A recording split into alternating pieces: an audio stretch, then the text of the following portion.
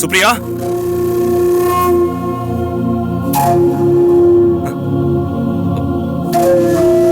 ஏய் சுப்ரியா, சுப்ரியா,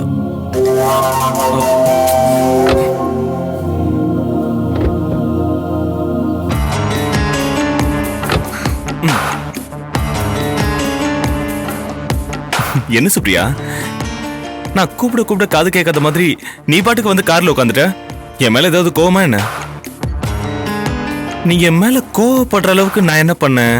முதல்ல காரை விட்டு கீழே இறங்குங்க. ஹேய் சுப்ரியா, என்னையா இறங்க சொல்ற? ஆமா, உங்களை தான் சொல்றேன். காரை விட்டு கீழே இறங்குங்க மதன். ஹேய், என்ன சுப்ரியா, கார்ல ஏறினதுக்கா இப்படி சொல்ற? ஆமா, கார்லயும் சரி என் வாழ்க்கையிலயும் சரி என் அனுமதி இல்லாம அத்துமீறி நுழைய முயற்சி பண்றவங்கள எனக்கு சுத்தமா பிடிக்காத. அத நான் அனுமதிக்கவும் மாட்டேன். ஆமா, நீங்க என்ன பத்தி என்ன நினைச்சுக்கிட்டு இருக்கீங்க? நீங்க எதுக்கு பூமிகா கிட்ட போய் என்ன பத்தி சொன்னீங்க? அதுவும் சாக போற நோயாளி கதைன்னு சொல்லி மறைமுகமா என்ன பத்தி பூமிகா கிட்ட சொல்லிருக்கீங்க. சுப்ரியா, அப்படி இல்ல சுப்ரியா. அப்படி இல்லனா வேற எப்படி? எங்க அம்மாவும் இதே விஷயத்தை உங்ககிட்ட பேசி நீங்க எனக்கு தாலி கட்டணும்னு சத்தியம் பண்ணி சொல்லி கேட்டாங்க. நீங்க மாட்டேன்னு சொல்லிட்டு மறுத்துட்டு போயிட்டீங்க. அன்னைக்கு நான் உங்களை எவ்வளவு பெருமிதமா நான் நினைச்சேன். அந்த நேரத்துல என் மனசுல நீங்க ரொம்ப உயரமான இடத்துக்கு போயிட்டீங்க. ஆனா எங்க அம்மா கிட்ட அப்படி சொல்லிட்டு இப்ப பூமிகா கிட்ட கதை சொல்ற மாதிரி சொல்லி அவ இலகன மனசை பயன்படுத்தி உங்களுக்கு சாதகமாக்க பாக்குறீங்க. நான் என்னோட வாழ்நாட்களை எண்ணிக்கிட்டு சாவ நோக்கி போய்கிட்டு இருக்க. இந்த நிலையை பயன்படுத்தி பூமிகா கிட்ட அனுதாபம் வாங்கி என் கழுத்துல தாலி கட்ட ரொம்ப நல்லா பிளான் பண்ணிக்கிட்டு இருக்கீங்க. அப்படிதானே? ஹேய் சுப்ரியா, ப்ராமிஸா என் மனசுல அப்படி எந்த எண்ணமும் இல்ல. தயவு செஞ்சு என்ன புரிஞ்சுக்கோ. இந்த நிமிஷம் வரைக்கும் சுப்ரியா, நான் உனக்காக வேதனைப்பட்டுக்கிட்டு இருக்கேன். அதான் உண்மை. எனக்காக நீங்க ஃபீல் பண்றதா இருந்தா சீக்கிரம் எனக்கு நல்லபடியா உயிர் போகணும்னு அந்த கடவுள்கிட்ட வேண்டிக்கோங்க. சுப்ரியா, ஏன் இப்படி என்ன ஹர்ட் பண்ற? வலிக்குது சுப்ரியா. நீ பேசுறது கேட்டு என்னால தாங்க முடியல. நான் அமெரிக்காவில இருந்து வந்ததே சந்தோஷமா உங்க எல்லாரையும் பார்த்துட்டு என் வாழ்நாள சந்தோஷமா முடிச்சுக்கலான்னு தான். முக்கியமா பூமிகா சந்தோஷமா இருக்கணும். அதுக்கு என்னால எந்த ஒரு சின்ன பங்கமும் வந்துடக்கூடாது. ஐயோ சுப்ரியா, நீ நினைக்கிற மாதிரி எல்லாம் எதுவும் இல்ல. எது இல்ல? என்ன இல்ல? நீங்க சொன்ன அந்த கதையில வர அந்த நோயாளி நான் தான் பூமிகாவுக்கு தெரிஞ்சா என்ன பத்தி பூமிகா என்ன நினைப்பா? உங்களை பத்தி என்ன நினைப்பா? நாம 2 பேரும் சேர்ந்துதான் இப்படி ஒரு டிராமா போட நினைச்சிட்டானா? என்ன சந்தேகப்பட்டு என் நோய் சந்தேகப்பட்டு இது ஒரு கட்டுக்கதை பூமிகாவை ஏமாத்துறதுக்காக டாக்டரான நாம 2 பேரும் சேர்ந்து எழுதின கதைன்னு நினைச்சிட்டா என்ன ஆகுறது?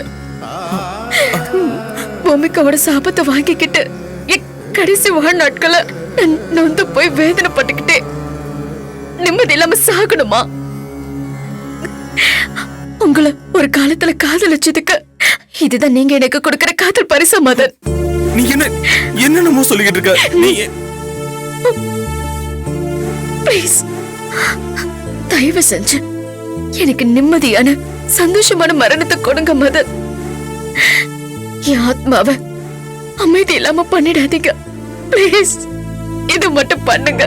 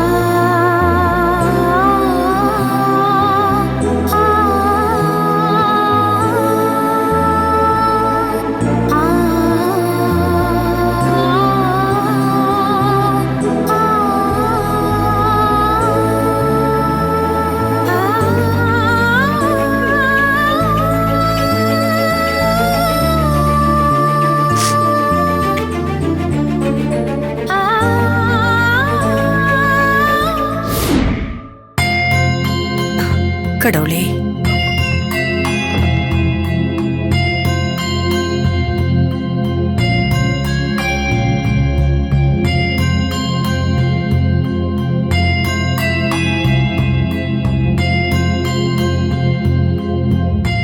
சரத், என்ன ஒரு மாதிரியா இருக்க? ஒண்ணும் இல்ல. எனக்கு தெரியும்டா நீ எதை பத்தி யோசிக்கிறேன்னு. உன் வெட்டிங் அனிவர்சரிக்கு உன் பொண்டாட்டி சக்திக்கு யாருமே எதிர்பார்க்காத ஒரு gift வாங்கி கொடுக்கறேன்னு சொன்னியே, என்ன வாங்கி தரதுன்னு யோசிக்கிற அதானே? என்னடா மௌனமா இருக்க? அவர் ஏற்கனவே வாங்கிட்டார் அத்தை. ஆ? அட வாங்கிட்டானா? வாங்கிட்டியாப்பா? அண்ணன் gift வாங்கிட்டாரா? அண்ணன் நீங்க வாங்கின gift என்ன, நீங்க கண்ணுல கொஞ்சம் காமிங்க என்ன. சரத், gift காட்டுப்பா, நாங்களும் பார்த்து ரசிப்போம்ல.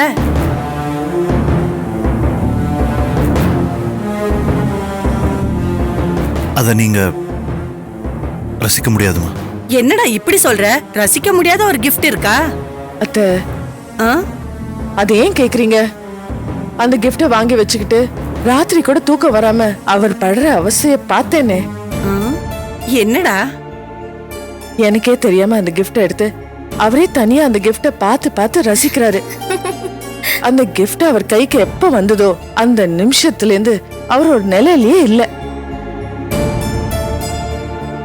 வெளியில காட்டாம நீ மட்டும் பார்த்து பார்த்து உள்ளுக்குள்ளேயே ரசிக்கிற மாதிரி gift வாங்கிருக்கியா? அப்பேற்பட்ட gift என்னடா? எங்களுக்கும் காட்டுடா, பார்த்து ரசிக்கிறோம். அண்ணன் ப்ளீஸ்ண்ணே, அந்த gift என்னன்னு தான் காட்டுங்களேன். டேய், உடனே பார்க்கணும் போல இருக்குடா, gift காட்டுடா. அத்தை, அவரை ஏன் கம்பல் பண்றீங்க? வெட்டிங் ஆனிவர்சரி ஃபங்க்ஷன்ல அவர் வாங்கி வச்சிருக்கிற கிஃப்ட் அப்ப கொடுக்கட்டுமே. என்னங்க நான் சொல்றது? சக்தி சொல்றது கரெக்ட் தாம்மா. சரத், நீ செய்யறது சரியில்லை. இவ்வளவு பிரியமா கேக்குறோம், gift ஏன் காட்ட மாட்டேங்கிற? இது சரியா படலையே. ஆமாண்ணே, அம்மா தான் gift காட்ட சொல்றாங்கல்ல. நீங்க அன்னைக்கு வாங்கின gift எங்க வச்சிருக்கீங்கன்னு சொல்லுங்க, நான் குடுகுடுன்னு ஓடி போய் அதை எடுத்துட்டு வந்துடுறேன். நம்ம எல்லாரும் இங்கே பிரிச்சு பார்த்து சந்தோஷப்படுவோம். சீக்கிரம் சொல்லுங்க, எங்க வச்சிருக்கீங்க? கல்பனா, ஆ? கொஞ்சம் சும்மா இரு. அவர் எது செஞ்சாலும் சரியாதான் இருக்கும். என்னங்க, அப்படிதானே?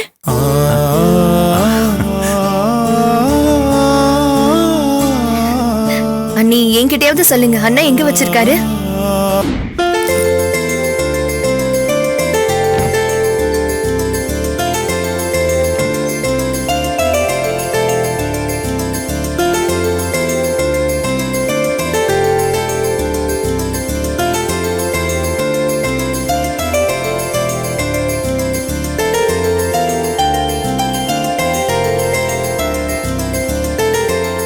இனியா, தாரா, டைம் ஆச்சு, வாமா. ஹலோ, அவங்கள நேரா ஹாஸ்பிட்டலுக்கு வர சொல்லிடுங்க. இன்னைக்கு அந்த மேட்டரை சால்வ் பண்ணிடலாம். Okay, bye, see you then. இன்னுமா ரெடி ஆகுறீங்க? என்னாச்சு?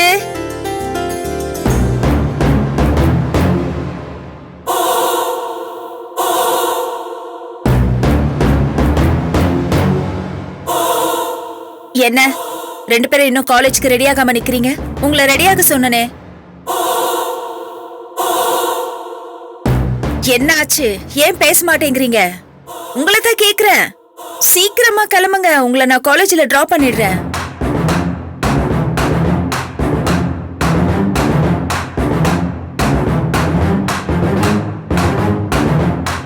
வாங்க, வந்து உட்காருங்க, வாங்க.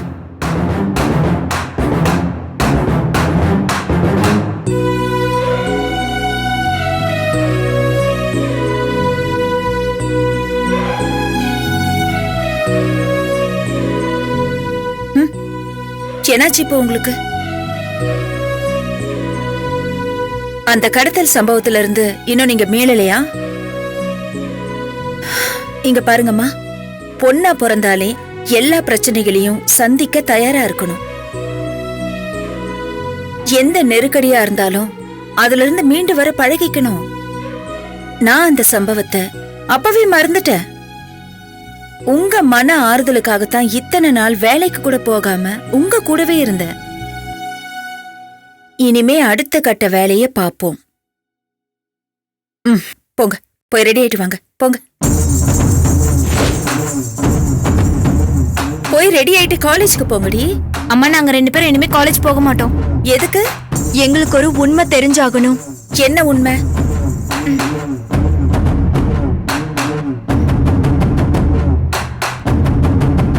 சரத் நாராயணன் உங்களுக்கு யாரு?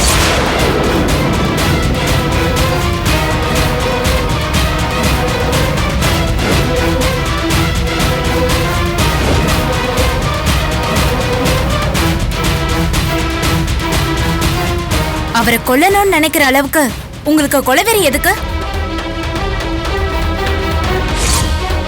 ஏமா அதிர்ச்சி ஆயிட்டீங்க? சரத் நாராயணனை நீங்க கொல்லணும்னு நினைச்சது எங்களுக்கு தெரிஞ்சு போச்சுன்னு உங்களுக்கு அதிர்ச்சியா இருக்கா?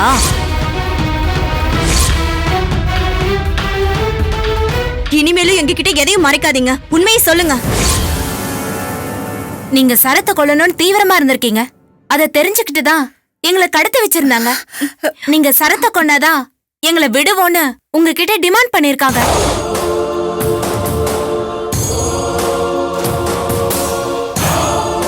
எதுக்காக சரத்தை கொலை பண்ணணும்னு நினைக்கிறீங்க? அந்த காரணத்தை தெரிஞ்சுக்காம நாங்க காலேஜுக்கு போக மாட்டோம். சரத்தை சாகடிக்க முயற்சி பண்ற கொலைகாரி நீங்கன்னு தெரிஞ்சோம் அத பத்தி கேட்காம எப்படி எங்களால காலேஜ் போக முடியும்?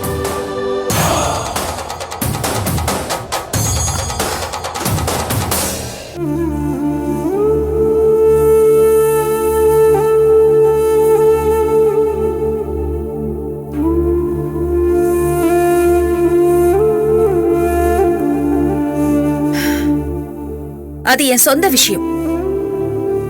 அத பத்தி நீங்க தெரிஞ்சுக்க வேண்டிய அவசியம் இல்ல. அதுக்கு உங்களுக்கு எந்த சம்மந்தமும் இல்ல. சம்பந்தம் இருக்குமா? எங்களை கடத்தி வச்சிருந்ததே அதுக்கு தானே. சரத் நாராயணனை கொல்லணும்னு நினைச்சிட்டு இருக்க உங்களோட இன்டென்ஷனை தெரிஞ்சிட்ட கடத்தல்காரங்க எங்களை பணைய கைதியா பிடிச்சுக்கிட்டாங்க. உங்களை சரத்தை கொலை சொன்னாங்க. எதுக்காக கடத்தல்காரங்க அப்படி செய்யணும்? எல்லாம் உங்களால தானே. உங்களுக்கு இந்த கொலைவெறி சிந்தனை இல்லனா எங்களை ஏன் கடத்த போறாங்க? எங்களை கடத்தி வச்சுக்கிட்டு எவ்வளவு பெரிய மன நெருக்கடியை கொடுத்தாங்கன்னு தெரியுமா? யாரோ 2 ரவுடி பசங்களை வச்சு எங்களுக்கு தாலி கட்ட சொல்லி எவ்வளவு அவமானமா இருந்துச்சு. பூமிகா மட்டும் வந்து காப்பாத்தலனா எங்க வாழ்க்கையே கேவலமாகி கேள்விக்குறியாயிருக்கும். இதெல்லாம் யாரால? எல்லாம் உங்களால தானே. இது எல்லாத்துக்கும் நீங்க தான் காரணம். இப்ப நீங்க சொல்லியே ஆகணும். ஏன் சரத்தை கொல்ல நினைக்கிறீங்க? எங்களுக்கு காரணம் தெரியணும். நீங்க எங்க அம்மா தானே.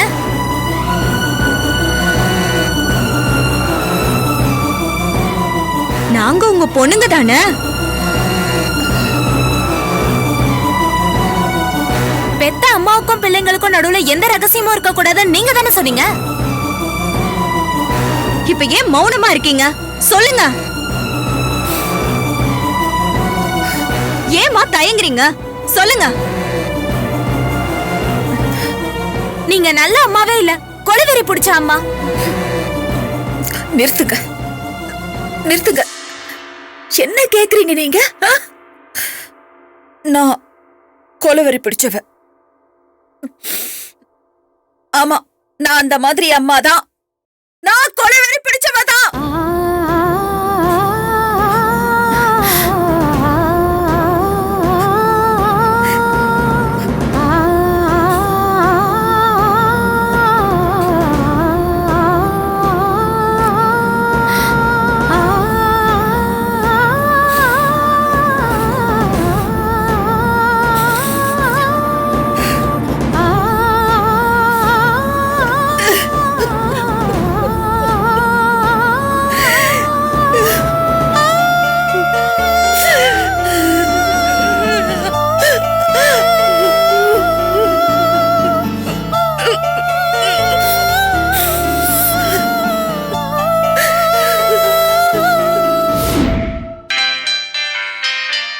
கீதாஞ்சலி படத்திலிருந்து ஒழிச்ச ஒரு ஜீவன் அழைத்தது பாடல் திரும்ப திரும்ப கேட்டுக்கிட்டே இருக்கலாம். எவ்வளவு அற்புதமான காதல் பாடல்.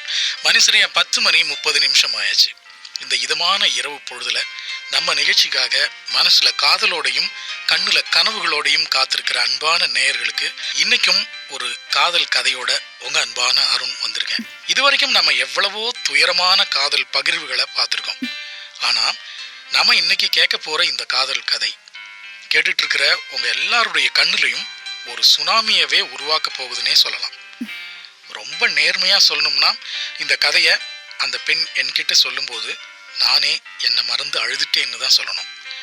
ஆமாங்க, இது ஒரு பெண்ணுடைய துயரமான காதல் கதை. வழக்கமா நம்ம கிட்ட தங்களோட காதல் அனுபவங்களை பகிர்ந்துக்கிறவங்க தன்னோட பெயரையும் பகிர்ந்துக்குவாங்க.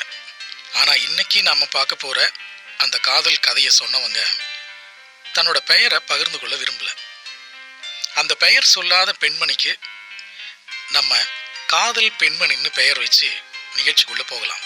தொடர்ந்து காதல் பெண்மணியோடைய காதல் கதையை பேசுவோம். எல்லாரும் வாழற காலத்துல தங்களுடைய காதல் கதையை சொல்லுவாங்க. ஆனா நம்ம காதல் பெண்மணி தான் சாகிற காலத்துல தன்னோட காதல் கதையை சொன்னாங்க. சாகிற காலம்னா 70-75 வயசு இருக்கும்னு நினைக்காதீங்க. ஒரு 24 வயது இளம் பெண்மணி. என்னது, இளம் பெண்ணோட காதல் கதையா? அதுவும் சாக போற பொண்ணா? மதன் மச்சான் சொன்ன பேஷண்டோட கதை மாதிரியே இருக்கே. ஆனா நம்ம காதல் பெண்மணிக்கோ லவ்வும் ஃபெயிலியர், லைஃபும் ஃபெயிலியர். சில வருஷங்களுக்கு முன்னாடி நம்ம காதல் கண்மணியும் அவங்களோட காதல் கண்ணாளனும் ரொம்ப சின்சியரா உயிருக்கு உயிரா ஒருத்தர் நேசிச்சிருக்காங்க.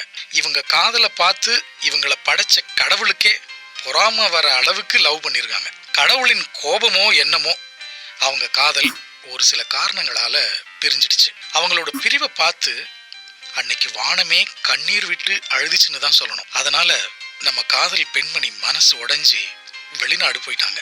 காதல் பெண்மணி சொன்னது என்னன்னா, அருண், எல்லாரும் ஹையர் ஸ்டடீஸ்க்காக வெளிநாடு போவாங்க, திருமணமாகி வெளிநாடு போவாங்க, வேலை கிடைச்சி வெளிநாடு போவாங்க, ஏன் ஜாலியா ஊர் சுத்தி பார்க்க கூட வெளிநாடு போவாங்க. ஆனா நான் என்னோட காதலனையும் அவர் கொடுத்த காதலையும் மறக்கணும்னு என் தாய்நாட்டை விட்டு போனேன். அவர் இருக்கிற இந்த நாட்டுக்கு திரும்ப வரவே கூடாதுன்னு போனேன். ஆனா 3 வருஷத்துக்கு அப்புறம் திரும்ப என் தாய்நாட்டுக்கு வந்திருக்கேன். ஒரு சாக போற நோயாளியா வந்திருக்கேன். என்னோட கடைசி நாளை எண்ணிக்கிட்டு வந்திருக்கேன். எதுக்கு வந்திருக்கேன்? என் காதலன் அவரோட மனைவி குழந்தையோட சந்தோஷமா வாழறத பார்க்க வந்திருக்கேன். அவங்க அப்படி சொன்னதும் பாலைவனம் போல காஞ்சி கிடந்த என்னோட கண்லையும் காட்டாறு போல கண்ணீர் வந்துடுச்சு. உலகத்துல எந்த பெண்ணாவது தன்னை காதலிச்சவன் சந்தோஷமா வாழறத பாக்குறதுக்கும் அவன் மனைவியோட மகிழ்ச்சியா இருக்கிறத பாக்குறதுக்கும் ஆசைப்படுவாங்களா? ஆனா நம்ம காதல் பெண்மணி அவங்க காதலிச்சவங்க சந்தோஷமா வாழணும்னு ஆசைப்பட்டுட்டாங்க. அவங்க சந்தோஷமா வாழறத பார்த்துக்கிட்டே சாகிறதுக்கு தயாராயிட்டு இருக்காங்க. அவங்க காதலனோட சந்தோஷத்துல தன்னோட கடைசி காலத்தை கழிச்சிட்டு இருக்காங்க. இப்ப பிரச்சனை என்னன்னா, நம்ம காதல் பெண்மணியோடைய கடைசி ஆசையா அவர் கழுத்துல தாலி ஏறணும்னு அவங்க அம்மா ஆசைப்படுறாங்கன்னு சொல்றாங்க. அதுவும் அவங்க காதலன் கையாலேயே அந்த தாலி ஏறணும்னு நினைக்கிறாங்கன்னு சொல்றாங்க. அது சரியா தப்பா? அது நடக்குமா நடக்காதா? அவங்க கடைசி ஆசை நிறைவேறுமா நிறைவேறாதாங்கிற கேள்வியோட நம்ம சூரியன் FM 93.5ல இனிய இரவு கேட்டுட்டு இருக்கீங்க. உங்க அன்பான அருணோட மனசுக்குள்ள ஆழமான நினைவுகளை புதைச்சி வச்சிருக்கிற ஒவ்வொருத்தருமே அடுத்து வரப்போற பாடலை, அதுவும் நம்முடைய காதல் பெண்மணியோடைய பாடலை கேட்கலாம்.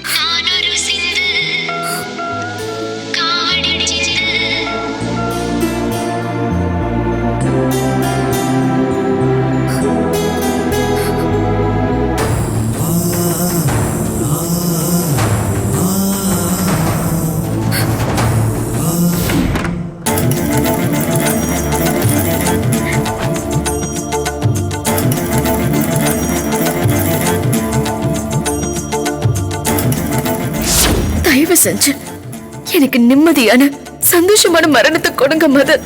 என் ஆத்மாவை அமைதி இல்லாம பண்ணிடாதீங்க. ஹேய் சுப்ரியா, பாவம் மதனை ரொம்ப திட்டமோ, ரொம்ப மனசுடைஞ்சு போயிருப்பாரு. நான் ஏன் அவ்வளவு எமோஷனல் ஆன? வர வர நான் என் கண்ட்ரோலை இழந்துகிட்டு வரேன்.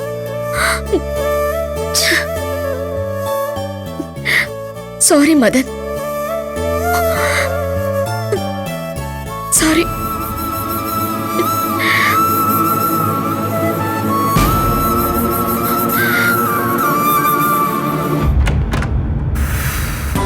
அப்பா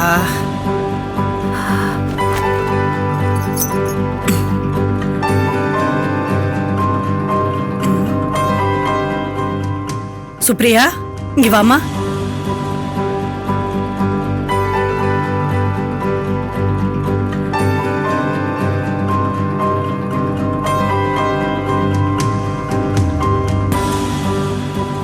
என்னம்மா? வந்து இப்படி உட்காரு.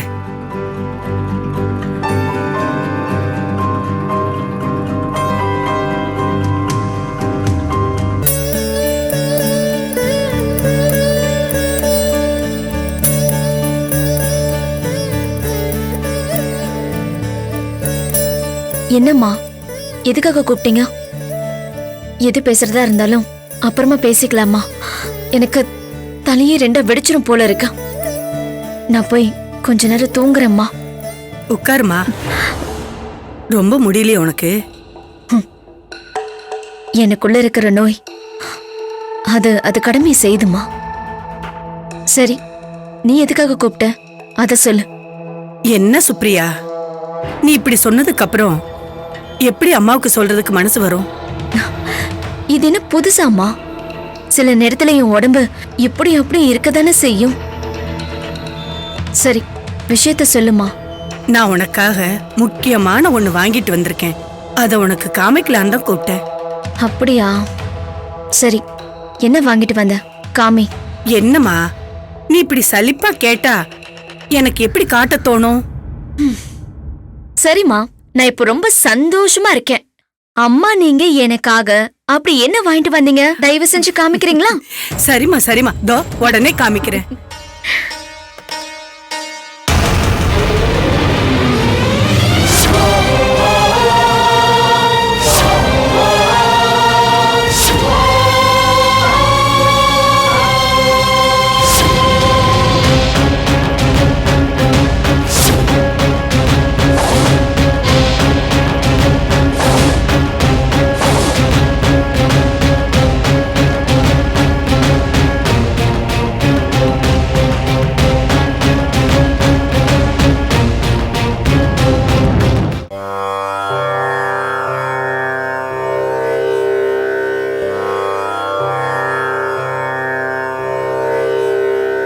மாதா பிதா குரு தெய்வம் கணபதி சங்கர தக்க தின்ன தோம் ததக்க தின்ன தோ ததக்க தின்ன தோம். Karnatician.com சக்ஸஸ் இப்போவே ஆரம்பிச்சாச்சு. அதோட இது வந்து சாதாரண விஷயம் இல்லை.